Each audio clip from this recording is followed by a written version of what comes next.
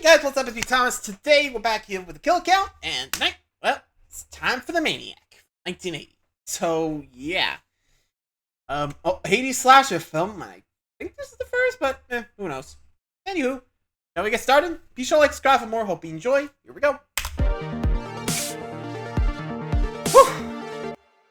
Welcome to the Kill Count, where we tally up the victims in all our favorite horror movies and show you how they were made. I'm James A. Janice, and today we're looking at Maniac, released in 1980. Maniac is an early slasher, among those that came out right after Halloween, and it has a lot in common with its contemporaries. Namely, a deliberate pace, a lack of real characters, and graphic as hell kills, courtesy of Gore Daddy Tom Savini. What makes Maniac stand out is its killer Frank Zito. We spend way more time with him than any of his victims, kind of putting us in his shoes, and those are not shoes you want to wear. Frank is a disturbed and extremely sensitive guy whose sexual frustrations are worse than Jake Barnes. Why did you need those other men? They didn't love you.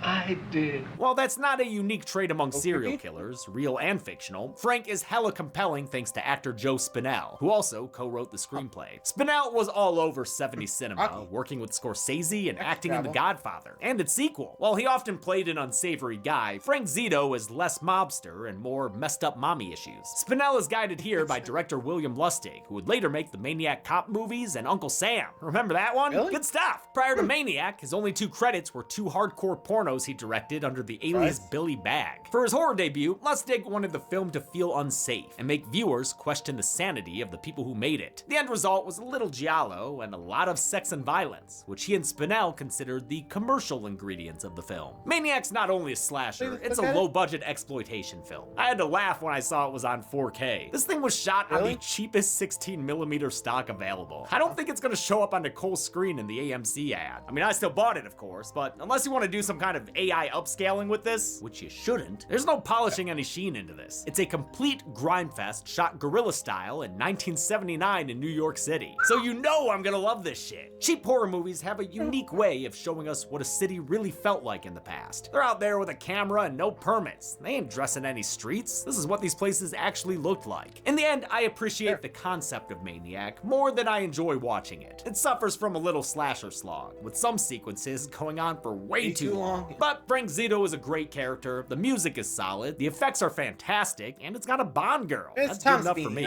What you gonna do when the Maniac kill count runs wild on you? Before I answered that though, I had to ask myself a different question. What was I gonna do when the dangers of the modern internet ran wild on me? After all, for a 21st century kill counter, there are threats around every corner, like the men in the middle. I'm setting up a fake guest Wi-Fi for you to connect to. Fishers. This is your childhood best friend, Robin.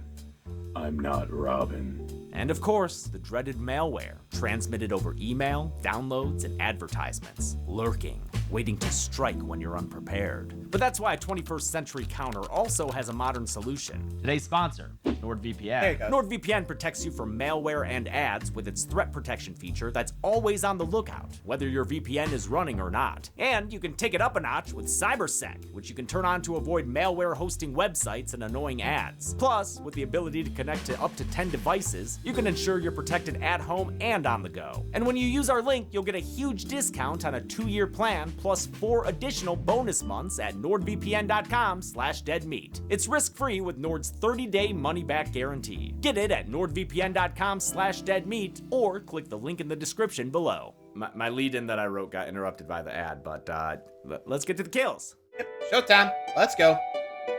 The movie begins with some sightseeing. Down by the beach, boy! A couple sleeping on the beach. Boys.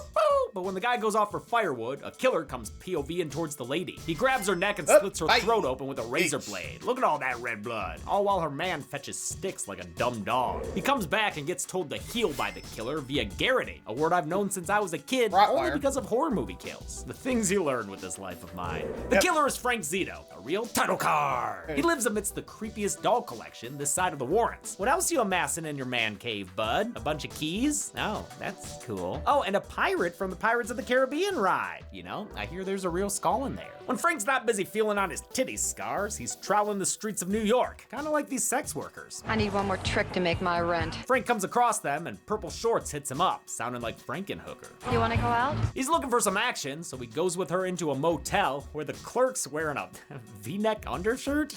God, I love a good motel clerk. I just want to see the three of these guys in a sitcom together, you know? This clerk was actually played by director William Lustig at the insistence of Joe Spinell, who kept trying to make him crack up on camera by writing funny things on the card he gives him. Frank takes the girl upstairs with him, and you can tell it's gonna be money well spent. Always exciting to do it with a chick who looks bored out of her mind. They get up to bed gymnastics, complete with making out and spanking cheeks. She's actually into it until he starts choking her full force. Yeah, this ain't anyone's kink. He chokes her so hard she briefly turns into another person, but she's back to being the sex worker by the time he finally strangles the life out of her, putting another victim on the kill count. Frank has a quick guilt vomit in the bathroom and complains aloud to his mom. Why'd you let me do that? Yep, this snot-nosed crybaby has mommy issues. Shocking, I know. He returns to the sex worker's body and scalps her, with the movie relishing on a close-up of the act. Really showing off Savini's work. Oh, and then he takes the scalp off and exposes some brain? Damn, man, this is pretty good shit. Tom Savini was still working on Friday the 13th in New Jersey when Lustig hit him up to work on Maniac. Savini was upset that a lot of his effects were being cut from Friday, so they convinced him by saying that wouldn't happen here, promising to release Maniac unrated. That was enough to convince Savini to take the job, despite the low budget and how last minute it was. I don't think there was much preparation of anything, really. For this scene, Savini made a latex scalp from a cast of actress Rita Montone's head. It had tubing glued underneath it that allowed blood to be pumped in off screen. He then attached the scalp to Montone's head with mortician's wax, resetting the whole thing between each take. Frank heads back to his home sweet home. Man, that, I mean, sheesh. First you strangle him, then you scalp him. Ouch. He is a maniac. Maniac. I'm stopping. Okay. Don't think I need to bring out that song. Move along. And introduces his current collection of mannequins to the newest member of their family. He lays it on the bed and dresses it in the sex worker's clothes and gives it her scalp. Oh, that's why he scalped her. And that's why the other mannequins have all got bloody faces. He's using them as trophies for his victims. Ha! Everything makes perfectly rational sense now. Oh, it does. Joe Spinell helped write the script for Maniac, always intending to play Frank Zito himself. He extensively researched numerous serial killers like Ted Bundy, John Wayne Gacy, Richard Speck, David son of Sam Berkowitz, and of course Ed Gein. He noticed a lot of them had mommy issues that played into their treatment of women, which formed the basis of the character. Frank packs a shotgun and hits the town. He spies on Tom Savini and his mustache as they take a drive with their date, played by Savini's actual girlfriend at the time. It doesn't take long for Tom to get the girl in the back seat, and that's when old Frank Zito decides to make his move. He creeps up to peep on all the kissing and caressing until he's spotted by the gal, who tells Savini they's gots to go. But it's too late for the horny couple. In a kill inspired by the son of Sam, Frank leaps onto the car hood and gives Tom a surprise. Oh! Holy shit, that head Kaboom! all over the place. That was insane. Absolutely an all-timer kill. The woman, covered in blood, screams as Frank points the gun at her for an eternity. We're talking like half a House of 1,000 Corpses shot here. It's psychological torture that becomes deadly when he adds her to the count with an up-close shotgun blast. There you go. This infamous sequence has one of the best behind-the-scenes stories of all time. What? It was filmed near the Verrazano Narrows Bridge, which connects Staten Island and Brooklyn. Savini already had a mold of his own head, which is why he was cast in the role. He packed the fake head with animal brains and 8 prophylactics filled with blood. Then, while filming with 3 slow-motion cameras, he blew it apart with an actual real-life shotgun. So I'm like, well, how are you gonna do the explosion? He said, well, I'm gonna use live ammo. That works. And so we're like, okay. This was obviously super dangerous and also super fucking illegal, man. The crew had to clear out of the area within 60 seconds of firing the gun. They later tried to film some pickups, but the splattered brains had begun to smell so bad, they just dumped the car in the Hudson River. Really? I'm gonna find that car with this chicken wire body and this head and wonder what soprano thing is this? You know? Frank's at the park scaring little girls on bikes. You think everyone... Imagine someone just went deep sea diving in that area, find the car, be like, what the fuck? Jeez. So, I get it, but yikes. Just the 60 seconds, just like, okay, fire the gun, we scatter, okay? Scatter! Anyway, next. when he notices he's being peeped at by a photog, a stylish one. Lady, I'm so sorry. He gets her name and address from the bag she left lying there and plans to make use of that info later. For now, he's gonna window shop for a new mannequin, one that can wear his next trophy scalp. That spells bad news for this nurse getting off her shift. Even though she reads about the killer in the newspaper, she turns down a ride from her friend and opts to walk home alone instead. Real smart. Her nurse friend is played by Sharon Mitchell, who previously worked with Lustig in The Violation of Claudia. She was Claudia. Many of Maniac's actresses were porn stars, which was pretty standard for this type of exploitation film. The nurse realizes she's being followed and runs down to a subway station, but slows herself down. Butterfinger Jones over here, but I digress. She hippity hops the turnstile, but can't get on the train before it leaves, and that spells crappy zoom-in trouble. In fact, make it crappy zoom-in double. The nurse ultimately runs and hides in a bathroom, but Zito never quits being the prowler. He sees a sign for the restroom and realizes his prey is probably there. I love the shot that pans from her hiding to him looking for her. It's simple but effective. After a long spell of silence, she leaves, thinking it's finally safe. But it ain't. Frank stabs her from behind and taunts her as she screams. Ah man, this weirdo's got problems, including a bayonet he has to wash now. Good going, genius! Lustig and Spinell wanted Maniac to focus on urban fears, like riding the subway at night, walking down an empty street, or getting home to an empty apartment. The lurid subject matter and graphic kills did not go without controversy. It was picketed by multiple women's groups and reported on by many a local news. Maniac is considered the ultimate in explicit violence. By the time the movie is over, the audience will have seen a scalping, a shotgun blast to the head, and hey, you're gonna spoil the video. Still, the stuff that actually wound up in the movie was reportedly less intense than some of the stuff pitched by Spinell. At that table where we were thinking up effects, Joe Spinell would come up with stuff and say, no, Joe, no, we can't, we're not gonna do that to a woman, you know. Another murder, another scalp to nail onto a mannequin. Even Tom saying you shouldn't do that? Gasified Robert Goulet here. Well, since we're 50 minutes in, we should probably get to some sort of story here. So Frank visits that photographer chick from the park, whose name is Anna. Yes, my name is Frank Zito. You took my picture in the park. May I speak to you? Whoa, holy shit, is that the same guy? Yep, Frank manages to look and act normal for Anna, mostly. Listen, I'm the photographer, right? All right. Oh, what was that, Frank? All right. Yeah, that's what I thought he said. He charms her enough to get a date, and honestly, you can't blame her. This is not the Frank we know, crying about killing and talking to his dead mom. He almost slips a little during dinner, showing Anna a picture of the mom who messed him up so badly, but it doesn't knock him off the cliff, and instead, they have a shockingly pleasant evening. I love this scene's acting and chemistry. It's so good, the camera never cuts, instead just rotating around the actors as they do their thing. Anna's character was originally written for the late Daria Nicolodi, who appeared in several films directed by her husband Dario Argento. When that fell through, they instead cast Caroline Munro, who'd previously worked with Spinell in 1978's Star Crash. Munro had already gained prominence in multiple Hammer horror films, and as Naomi in The Spy Who Loved Me, which is a top 3 Bond film for show. Munro would go on to co-star with Spinell again 2 years later in the last horror film. Anna gets back to her day job photographing the world's most middling models. Seriously, they are bad. The edge gals are lackluster, and Center Lady needs to dial it back a bit. It doesn't help that the sequence is absurdly long and set to some ridiculous showdown song. Hi. Okay, keep that for 3. What is that? Frank visits Anna at work to give her a stuffed animal. He meets one of the models, Rita, and you instantly know Frank is gonna fixate on her next. While they're doing their thing, he pockets Rita's locket, giving him an excuse to stop by her place that night. As he gives her the necklace back, he jams up the lock on her door, but she's none the wiser. That's why she strips down for some tubby time, giving this early slasher the requisite TNA. Oh, and B, like the other B. The V. Rita soaks in that thing for a good long while, like she were having a day at the spa. Good for her. Bad for her is that Frank has returned and is in her apartment now. After her bath, he tackles her to the ground, spilling her freshly brewed tea everywhere. Oh no! He takes her to the bedroom where he ties her to the bed and does his creepy talking thing. And now we're back together again. I'll never let you go. Never. After his heaving monologue, he takes out a switchblade, and when she begs him not to kill her, he gags her again. Then he pushes the knife straight into her torso, killing her with a solitary stab. Man, what is this guy's problem? Mommy. That. Oh, mommy. Oh, right, his mommy. That's his problem. Probably why he's looking like a little kid right now, playing with some toys. It's sad, in a pathetic sort of way. Wait, but then he starts shooting at a target on his wall with a gosh dang gun? I mean, I assume this dude lives in an apartment. Don't he got neighbors? In keeping with the film's low budget, the interior of Frank's apartment was built by some dude whose name we don't know.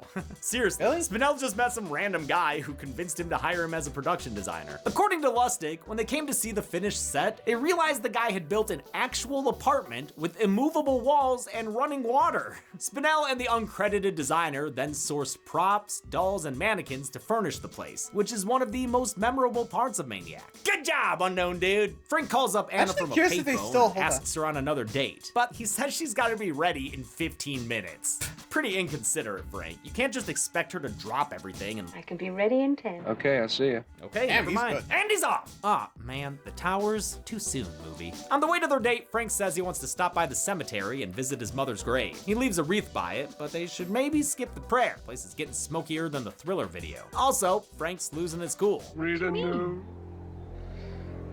Mine forever.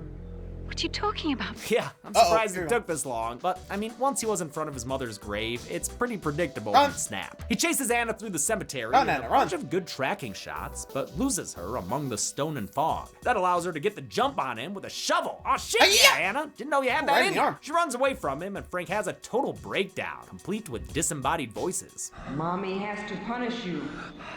Mommy, please don't lock me in the closet. The reminders of his past abuse gets him bawling and bowing in front of his mama's grave. Oh shit, she's Carrie Whiting! Oh no, it wasn't real. I guess turn off the zombie alert. Maniac was shot in New York City during the cold months of November and December, which took its toll in unexpected ways. There were supposed to be maggots on Frank's dead mom here, but they all froze to death before they could shoot the close-ups. Frank stumbles back home to a shitty apartment where he sees a young woman in his bed, the same one he saw when he was strangling the sex worker to death, and whom we now can safely say is his mother, probably at the age he was when she abused him. He takes a good look at his mannequin collection. Oh, wait, you think him and the tourist trap guy would get along? I mean, they're both kind of softies. How do I look, huh? How do I look? Speaking of tourist trap, the mannequins all of a sudden come alive. Holy crap, man, things are getting real weird at the end here. I think those carry hands knocked us into crazy town. Frank's reanimated victims grab a plethora of weapons and use them to hack and slash at their killer. Between his screaming, the droning music, and the shots of these disturbing women, this whole scene is real messed up and actually ends up being pretty scary. And holy shit, then we get a crazy decapitation as Frank's head is ripped from his body. Wow, that is gross and clearly fake, yeah, but still, it's fucking awesome. Savini wanted to use actual animal intestines here, but realized once he got on set that they were too big and wouldn't look human. So instead, he took the crew's leftover dinner of shrimp dip, Salisbury steak, and apple cores and stuffed it down the fake neck with condoms filled with blood. The absolute best part of this kill, though, is that it uses the same fake torso they used for Pamela Voorhees' beachy decapitation. As awesome as the decapitation is, though, it doesn't count as a kill since it didn't actually happen. The next morning, two detectives storm Frank's building and enter his room, and it looks like the mannequins haven't moved an inch. Frank is really dead, so we can count him, but his head is still attached, which is lame. He's just got a blade in his belly and he's bled out. Womp womp. The cops shake their heads and leave, and the movie ends peacefully since Frank is absolutely positively dead. Or not. Haha, just kidding. The movie ends with a title card. How many New York lives did Zito zero out? Let's find go out find and out get to the numbers. Oh, honey. You've been standing here this whole time looking like that? That won't do at all.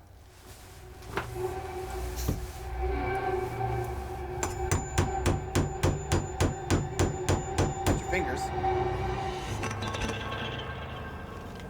Much better. Anyway, seven, I think, right? I counted 8 kills in sorry. Maniac, a standard slasher number. The victims consisted of 5 women and 3 men, giving this pie chart a red edge, or reg, if you will. We've only seen this count and breakdown twice before, in Prom Night and everyone's favorite Christmas kill count, Trevenge. With a runtime of 88 minutes, Maniac had a kill on average every 11 minutes. I'll give the Golden Chainsaw for coolest kill to Tom Savini's Disco Boy. I mean, I basically have to. This exploding head is the stuff of legend. I might have gone with Frank's death if the cool one had been real, but it wasn't, so, you know, that makes my job easier. Dull Machete for Lama's kill will go to Disco Girl, shot in the face with a shotgun off screen. And that's it. Maniac came out in 1980. Director William Lustig helped produce a remake in 2012, which is done almost entirely through Frank Zito's first-person view. And when it's not, you see that he's played by Elijah Wood. Hell yeah, Elijah? dude! I would love to look at that sometime. I've actually never seen it. But until next time, I'm James A. Janice. This has been Kill Count. On the next Kill Count. Welcome to Paris, and step into the catacombs, the world's largest crypt. Stop. This is the Empire of the Dead. Ignore that. Come on down and make some memento mori memories with the remains of over 6 million people. Find new friends. There is always some weird people down here. And see important historical sites. Hundreds of people fell to their death right here. You might even discover an ancient mythical artifact. A philosopher's stone. Or Harry Potter memorabilia. If you'd like a guided tour, sign up for one with Professor Scarlett Marlowe and her team of Tomb Raiders. They'll take you through a bona fide boneyard. Fuck that, man. I'm not climbing over bones. And use your help to unearth secrets in the land of the dead. Ooh. Abandon all hope, ye who enter here. This week, hunt for hidden treasure with As Above, So Below. And on Friday, climb out of the catacombs for the Kill Count, only on Dead Meat. Jesus. Okay, is that bad? Is that bad? As Above, So Below. Yep. Off to the catacombs on this one. Anyway, I'll see you guys when I get to that one. Or at least when it comes out. Anyway, till next time. See ya.